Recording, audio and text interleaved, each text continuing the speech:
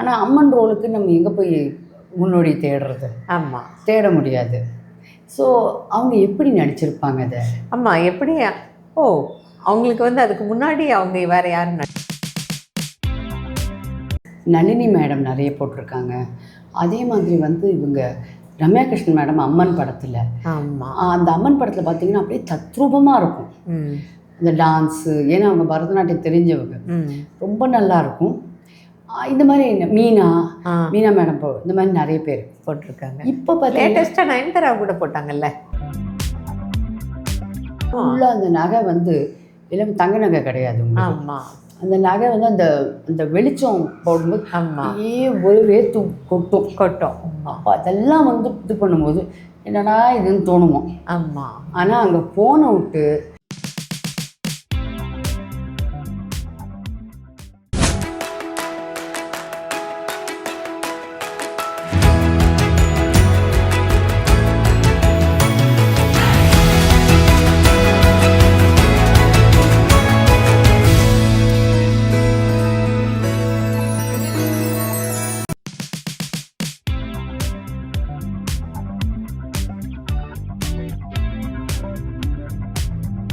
வணக்கம் வித்யா. வணக்கம் மேடம். அவங்க அம்மனா நடித்த நிறைய படங்கள் நிறைய அந்த டிவியில எல்லாம் போடுவாங்க. பார்க்குறதுக்கே அவ்வளோ அழகாக இருப்பாங்க. இந்த முதல்ல அம்மன் அப்படின்னாலே கேரேஜே தான்.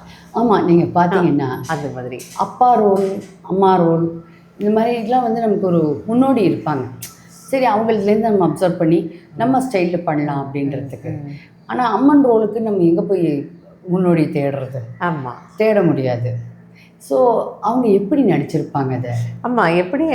ஓ, அவங்களுக்கு வந்து அதுக்கு முன்னாடி அவங்க வேறு யாரும் வேறு யாருன்னா ஒரு இவங்க பண்ணியிருக்காங்கன்னு நினைக்கிறேன், ஈஸ்வரலக்ஷ்மி ஆதிபராசக்தியில்.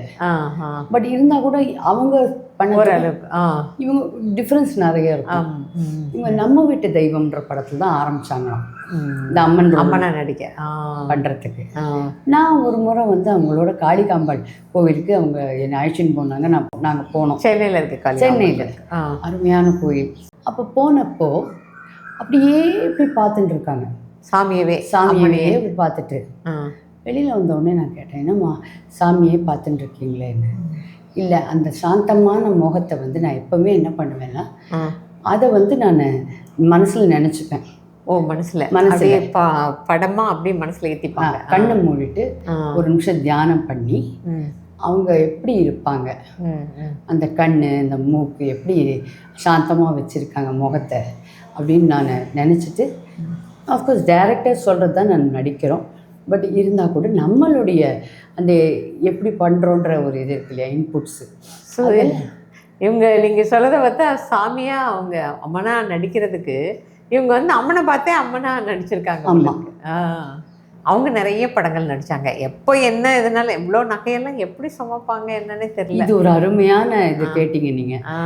பயங்கர நகைகள்லாம் போடுவாங்க. அப்படி என்னென்ன அவங்களுடைய அந்த புன்னகையும் அந்த கண்களும் ஒரு சாந்தமான கண்களும், எதுவும் நீங்கள் சொன்ன மாதிரி சுவாமிகிட்ட இருந்தே அந்த நடிப்பை, அதாவது கேரக்டரை வந்து இவங்க ஸ்டடி பண்ணும்போது நடிகைகள்லாம் ஒவ்வொரு கேரக்டரை ஒவ்வொரு மனிதர்கள் அது சம்மந்தப்பட்ட மனிதர்கள்ட்டேருந்து அதை ஸ்டடி பண்ணிப்பாங்க.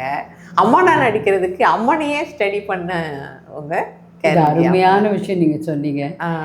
அது மாதிரி நகை பற்றி சொன்னீங்க, அதுவும் சொல்லியிருக்காங்க அவங்க. நகைகள்லாம் ஃபுல்லாக அந்த நகை வந்து எல்லாம் தங்க நகை கிடையாது. ஆமாம், அந்த நகை வந்து அந்த அந்த வெளிச்சம் போடும்போது ஒரு வேத்து கொட்டும்.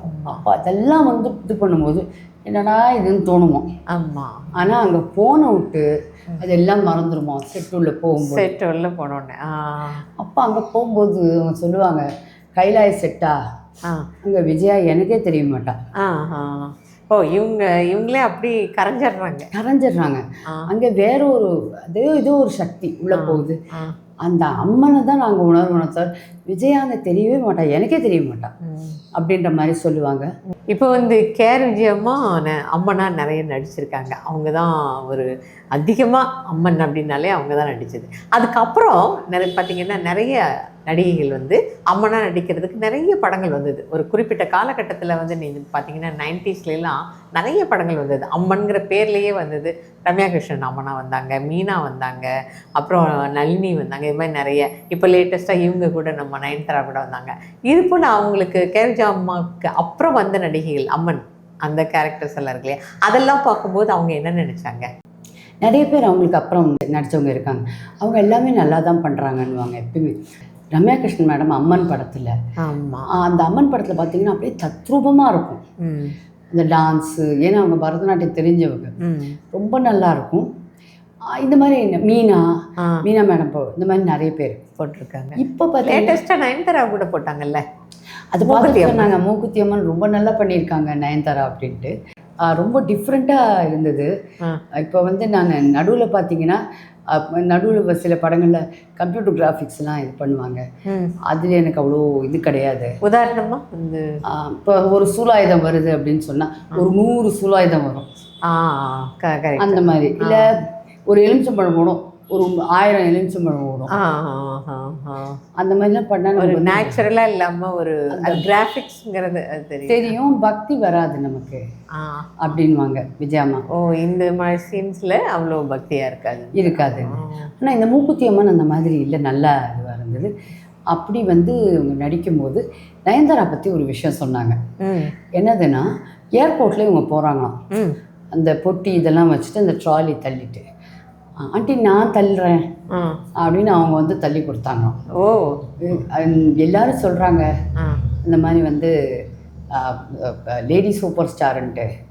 ஆனால் அந்த பந்தா துளி கூட அந்த பொண்ணு கிடையாது அப்படின்னு சொல்லி சொன்னாங்க. இந்த கால நடிகைகளையும் வந்து என்றைக்குமே வந்து நான் நல்லா பண்ணேன், இப்போ யாருமா நல்லா பண்ணவே அப்படிலாம் கிடையவே கிடையாது. அவங்க இப்போ யாருமா இப்போ என்னம்மா நடிக்கிறாங்க அப்படிலாம் சில பேர் சொல்லுவாங்கல்ல, அந்த மாதிரி கிடையாது. அவங்க என்ன சொன்னாங்கன்னா, சிம்ரன் மேம் பற்றி ரெஸ்டாரண்ட் வச்சு நடத்துகிறாங்க. அவங்க இங்கேயே செட்டில் ஆகிட்டாங்க, பஞ்சாபி கேர்ள் லேடியாக இருந்தால் கூட. கல்யாணம் பண்ணதும் அங்கே இருக்கக்கூடியவர் தான், but settled in Chennai. KR விஜயாமா வந்து அங்கே போயிருக்காங்க ரெஸ்டாரண்ட்டுக்கு, சிம்ரனோட ரெஸ்டாரண்ட்டுக்கு. அப்போ வந்து நான் பில் பே பண்ணுவேன்னா கூடவே கூடாது, நான் வாங்கவே மாட்டேன். ஒரு சாப்பிட்டுட்டு அவங்க பில் கொடுத்தா ஒரு பைசா கூட நான் வாங்க மாட்டேன்னு சொன்னாங்களாம் சிம்ரன். உடனே இவங்க சொல்லியிருக்காங்க, பாரு நீ பைசா வாங்கலைன்னா நான் திரும்ப வரவே மாட்டேன் அப்படின்னு சொல்லியிருக்காங்க. அப்புறம் வாங்கிக்கிட்டாங்களாம். அவ்வளோ நல்ல பொண்ணுமா அது அப்படின்னு. ஏன்னா அவங்க மகள் மாதிரி இருப்பாங்க, அதனால தான் வந்து ஒரு பெரிய நடிகை அப்படிலாம் ஒன்றுமே கிடையாது சிம்ரனுக்கும். அது மாதிரி ஒரு நல்ல எளிமையாக இருக்கிறவங்க ஜெயிக்கிறது மட்டும் இல்லை, மெயின்டைன் பண்ணுறாங்க. அதான் மெயின்டைன் பண்ணுறாங்க, தன்னுடைய அந்த துணி கூட வெற்றியை மெயின்டைன் பண்ணுறாங்க. அந்த மாதிரி பந்தாவோ இதுவும் எதுவுமே கிடையாது. உண்மைதான், எனக்கு ஆச்சரியமாக இருந்தது. கேஆர் விஜயம்மாவுக்கு ஃப்ரெண்ட்ஸ் எல்லாம் யார் இருக்கா? அந்த சினிமா ஃபீல்டில் தான் அவங்க இருந்தாங்க இவ்வளோ வருஷங்கள்.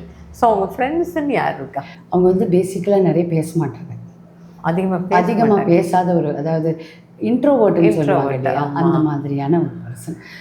இருந்தாலும் வந்து அவங்களுக்கு ரொம்ப ஃப்ரெண்டு அப்படின்னு சொன்னால் இவங்க சச்சுமா அவங்க கொஞ்சம் இது பண்ணுவாங்க, இன்ட்ராக்ட் பண்ணுவாங்க அந்த மாதிரி. அப்புறம் வந்து சரோஜாமா கூட கொஞ்சம் இங்கே வந்து பார்ப்பாங்க, அந்த மாதிரியான ஒரு இது. பட் இருந்தால் கூட அதிகமான இவங்களாம் அவ்வளோ வெளியில் வர மாட்டாங்க. அவங்க எப்பயுமே அவங்க ஒரு வீட்டு பறவை.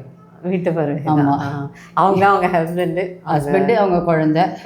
அவங்க போவாங்க, ஷூட்டிங் போவாங்க, அங்கே வேலை பண்ணுவாங்க, திரும்பி வருவாங்க வீட்டுக்கு.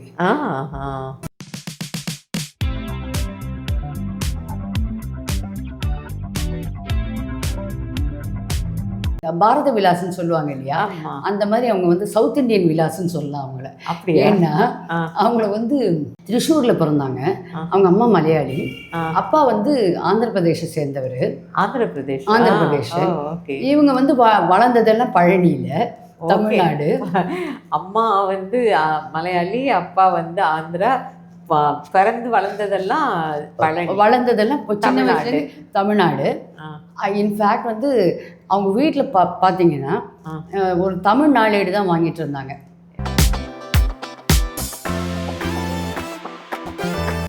இந்த கோவில், பழனி கோவில் வந்து ஒவ்வொரு படிக்கட்டுக்கும் என்ன தெரியும். அந்த அளவுக்கு வந்து நான் ஓடி போயிட்டு முருகனை தரிசனம் பண்ணுவேன். அப்போ எனக்கு ஒரு 7-8 வயசு தான் இருக்கும்னு கேஆர் விஜயா அம்மா சொல்லுவாங்க. அப்போது அவ்வளோ பக்தி அப்படின்ற மாதிரி. சிவகுமார் சார் வந்து முருகனா நடிப்பார், ஆமா. ஜெயலலிதா அம்மா வந்து வள்ளியா நடிப்பாங்க. ஆ. அப்போ இவங்க கேட்டிருக்காங்க முதல்ல புக் பண்ணும்போது, ஆ. 2 ரோல் இருக்குது, ஆ. வள்ளியா நடிக்கிறியா ஆ. இல்லை தெய்வானியா நடிக்கிறியான்னு. நான் தெய்வானியாக தான் நடிப்பேன், என் பேர் அது தெய்வ நாயகி, அதனால அந்த இதுதான் நான் நடிப்பேன்னு சொல்லியிருக்காங்க. ஓ சரி சரி, அவங்களோட ஒரிஜினல் இதுதான் நான் நடிப்பேன் அப்படின்னு. இதே போல் தொடர்ந்து நீங்கள் சுவாரஸ்யமான பல வீடியோக்களை பார்த்து எங்களது நாயகி டிவி சேனலை சப்ஸ்கிரைப் பண்ணுங்கள்.